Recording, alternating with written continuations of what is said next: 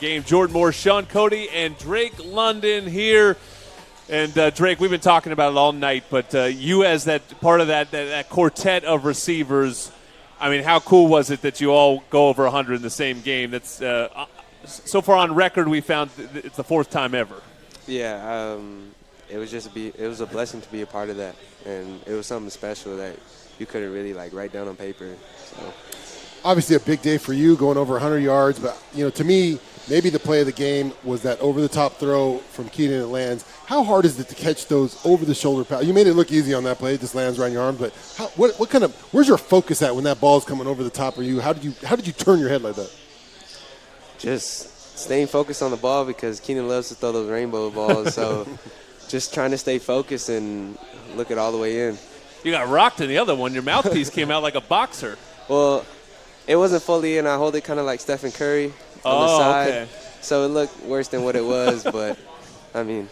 Is it useful at all if you hold it on the side like that? It's just a habit that I've built. And the hoops thing. You can still talk with it. Yeah. Yeah, exactly. That's the point of it. You can still talk with it. we've been going back and forth with this in Graham Harrell's offense. How much is it you guys are specialized, or kind of can you guys switch and go back and forth in any role, or do you guys have specific roles within the offense that only you guys can do, or everyone can kind of just jump in and go everywhere? How's it feel like? It's up to Coach Hale, and I feel that all of us are very versatile in what we do. Pitt could play inside, TV could play inside, Amaral could play basically anywhere on the field. So with all that, I mean, it's his choice, choose his weapon. So. Yeah, he's got plenty of them to choose from, but you're one that really developed as the season went on. It's almost hard to – I remember you playing a lot in the first games, but you had 3 catches for 62 yards at the halfway point of the season. Since then, 32 catches for 471 yards and 4 touchdowns in the last 6. I mean, it is sort of a classic freshman thing, but what flipped for you at the midway point? Just getting comfortable with the game and understanding that I can play with these guys and just playing with that mentality game. Is it a speed thing when you say where's the comfort level? Speed and physicality for sure. Yeah. Has John Baxter said, hey, man, we could put a couple pounds on you, bud, and you could be a mean tight end maybe in the NFL. Has he ever tried to hit you with that sales pitch yet? No, not yet. No. And you're not hearing that? I'm not hearing it. I mean, I hear other people outside saying that, but no, I'm not doing it. He's trying to stay on that outside where it's nice and cushy out there. No big-time blocking of defensive linemen, right? Exactly. The one guy who it seems like has always looked your way and been comfortable with you is Keaton Slovitz. So what's that relationship been like? I'm guessing a guy you didn't know until you both arrived on campus, but it seems like instant chemistry. Yeah, I mean, we kind of are in the same boat, not highly recruited out of high school that much, and coming in here and filling in roles that we didn't really expect to have. So I feel like that connection is pretty special. Why weren't you highly recruited out of high school? Dual sport. They didn't know where to put me at in some schools, so that's what I feel like. I wasn't too highly recruited.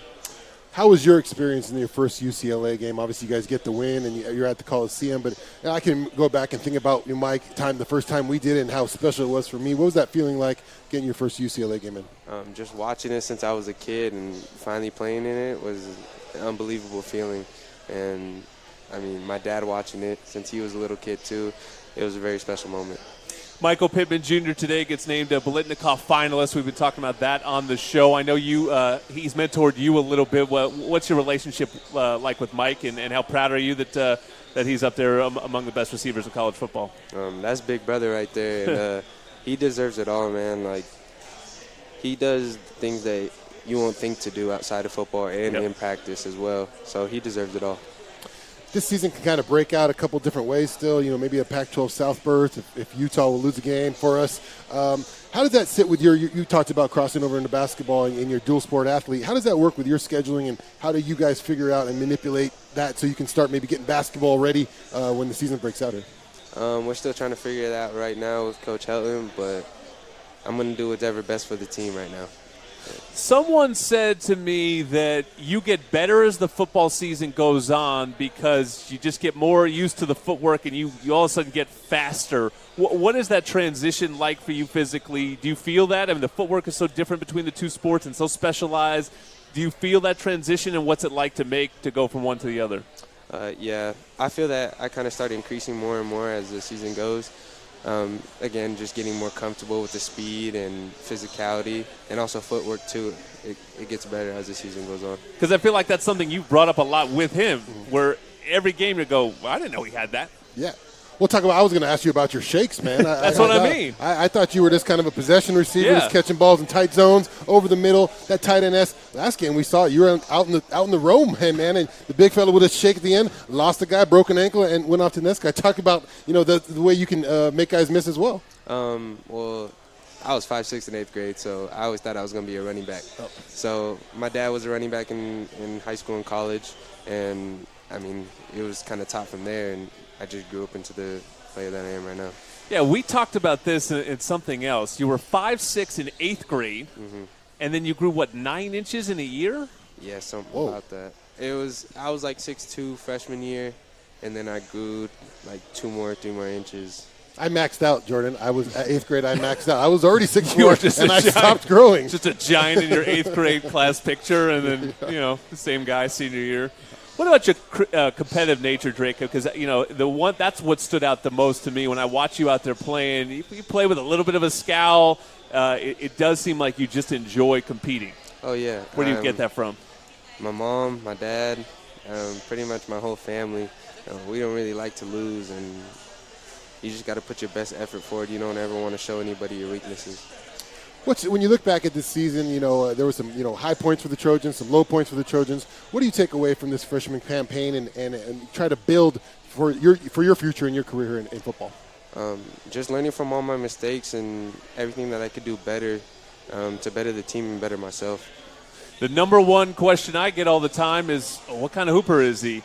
And, I haven't seen you play a lot, but – I know that you have that football mentality on the basketball court. How would you describe your game to people, and how can you help this program? Obviously, a lot of talented guys already there, jumping in December, January, or whenever it is.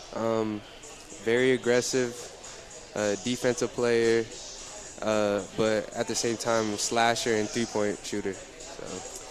So everything. Do it all.